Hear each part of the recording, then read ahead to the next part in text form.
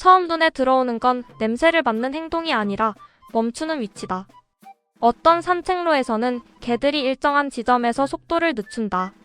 걷다가 갑자기 멈추고 바닥이나 풀 가장자리 혹은 작은 기둥 주변에 코를 가까이 둔다. 그 지점이 특별히 눈에 띄는 구조물인 경우도 있지만 겉보기에는 그냥 지나칠 수 있는 평범한 구간일 때도 많다.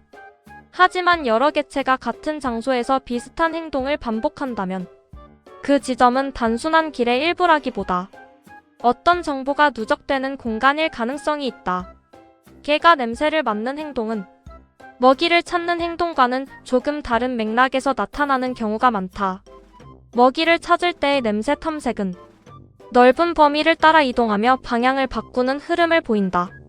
반면 산책로에서 특정 지점을 향해 고개를 숙이는 행동은 이미 존재하는 흔적을 확인하는 방식에 가깝다.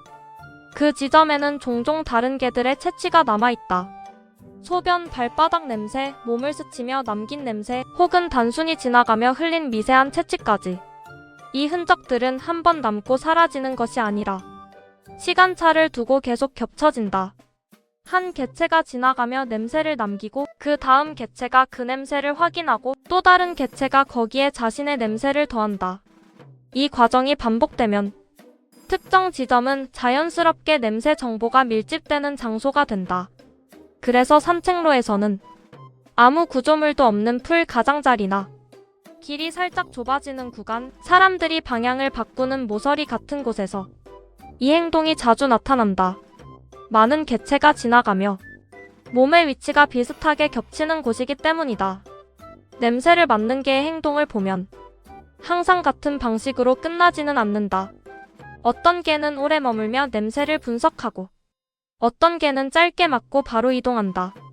어떤 경우에는 냄새를 맡은 뒤 같은 장소에 소변을 남기기도 한다.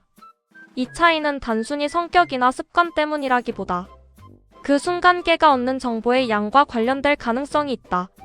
냄새가 오래된 경우에는 확인만 하고 지나갈 수도 있고 최근에 남겨진 흔적이 많다면 더 오래 머물며 냄새를 구분하려는 행동이 나타날 수 있다. 이때 개가 하는 일은 새로운 냄새를 만드는 것보다 이미 존재하는 정보를 읽는 과정에 가깝다. 산책로라는 환경에서는 개들이 서로 직접 만나는 경우보다 흔적을 통해 간접적으로 정보를 접하는 경우가 훨씬 많기 때문이다. 그래서 특정 지점이 반복적으로 선택된다. 그곳은 단순히 냄새가 있는 장소가 아니라 여러 개체의 흔적이 겹쳐지며 정보 밀도가 높아진 공간이기 때문이다. 시간이 지나면서 그 장소는 산책로 위의 작은 교차점처럼 작동한다. 서로 다른 시간에 지나간 개들이 같은 위치를 통해 서로의 흔적을 확인하게 되는 것이다. 이런 구조가 형성되면 처음에는 우연히 남겨진 냄새였던 것도 점점 더 많은 개체가 확인하는 지점이 된다. 새로운 개가 산책로를 지나갈 때 이미 여러 번 사용된 지점은 다른 곳보다 냄새 정보가 많다. 그 결과 그 지점을 확인하는 행동이 또 한 번 반복된다.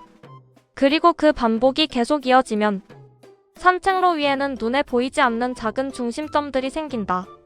겉으로 보면 단순한 길이지만 개들에게는 냄새 정보가 보이는 몇 개의 위치가 따로 존재하는 셈이다.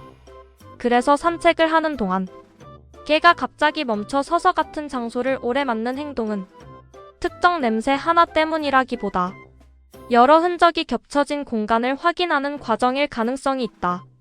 같은 길을 여러 개체가 반복해서 이용하는 환경에서는 이런 지점이 자연스럽게 만들어진다. 그리고 그 장소는 다음에 지나오는 개에게도 다시 한번 멈출 이유가 된다.